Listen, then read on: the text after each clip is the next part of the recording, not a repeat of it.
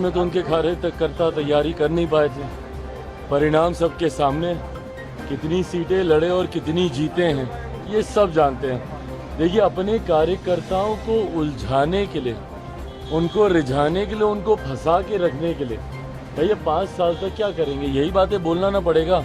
अब चुनाव हो रहा है, अभी अगस्त की डेट दी है, उसके बाद दिसंबर की देंगे, उसके बाद अगले साल की देंगे, फिर 1 साल की देंगे, फिर 1.5 साल की देंगे, करते करते अगला 5 साल इन लोगों को किसी तरीके से खींचना है।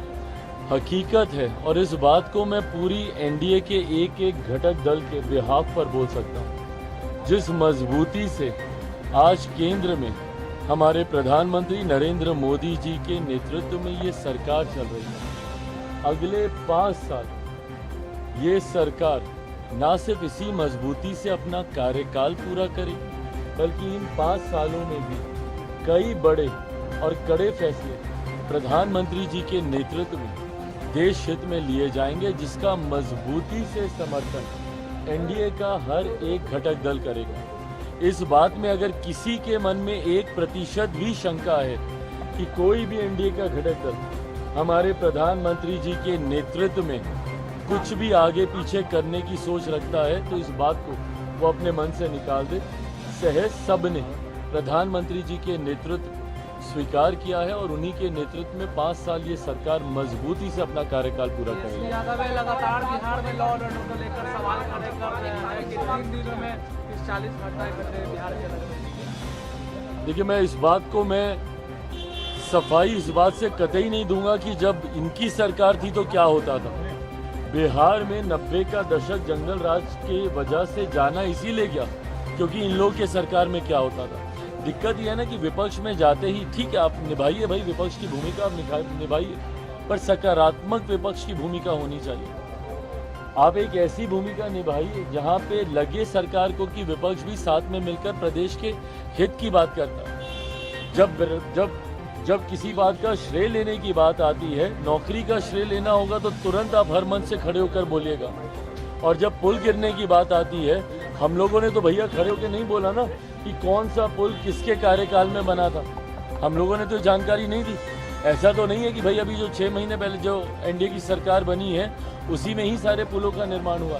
हम तो इस बात को सहज स्वीकार भी करते कि हमारी सरकार है भैया, जिम्मेदारी है हम लोग की। पर ऐसे में जब आप उंगली उठाते हैं तो आप ये भी तो देखिए कि आपके कार्यकाल में क्या होता था। बनिस्बत उसके चीज़ों को बहुत बेहतर किया गया है और आने वाले दिनों में बेहतर किया जाएगा। लॉ एंड ऑर्डर हम लोग के लिए भी चिंता का विषय है और हम लोगों ने भी इस बात के लिए मुख्यमंत्री जी से हम लोगों ने भी आग्रह किया है कि जिस तरीके से लॉ एंड ऑर्डर की का विषय है उस पर हम लोगों को चिंतित होकर कड़े कदम उठाने की ज़रूरत है।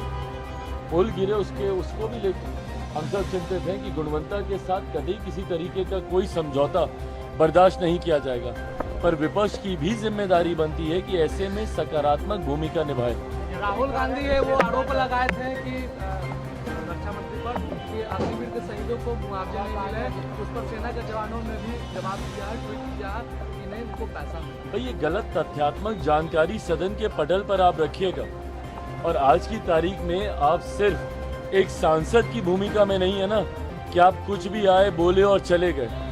आज की तारीख में से एक संवैधानिक पद पर आप बैठे हुए हैं। एलओपी की पद की एक अपनी गंभीरता होती है और उसको गंभीरता से लिए जाना जरूरी है। उस दिन एलओपी के तौर पर जो उनका पहला संबोधन था उसमें तमाम गलत तथ्यात्मक जानकारियां उन्होंने सदन के पटल पर रखने का उन्होंने काम किया। जिस तरीके से व्यक्तिगत टिप्पणी एक एलओपी होने के नाते उन्होंने प्रधानमंत्री जी पर की, उन्होंने चेयर पर की, और जिस तरीके से अलग अलग धर्म में आस्था रखने वाले लोगों की आस्था के साथ उन्होंने खिलवाड़ करने का काम किया। कभी महादेव की तस्वीर को लहराना, कभी अलग अलग धर्म की तस्वीर को लहराना, और उसके बाद जितने धर्म गुरु हैं उन्होंने सामने आकर उससे अपनी असहमति दर्ज की। उसी क्रम में उन्होंने तमाम ये गलत तथ्यात्मक जानकारी रखी। जब उन्होंने अग्निवीर का उन्होंने जिक्र किया, उसी वक्त केंद्रीय रक्षा मंत्री आदरणीय राजनाथ सिंह जी ने खड़े होकर उस बात का खंडन करने का काम किया। पर दिक्कत यह है ना कि एक एलओपी होने के नाते अगर आप अपने पद की गरिमा को नहीं समझेंगे, अगर इस तरीके से हल्के में आप बयानबाजी करते रहेंगे तो आप अपने पद की मर्यादा को कम करने का काम करेंगे।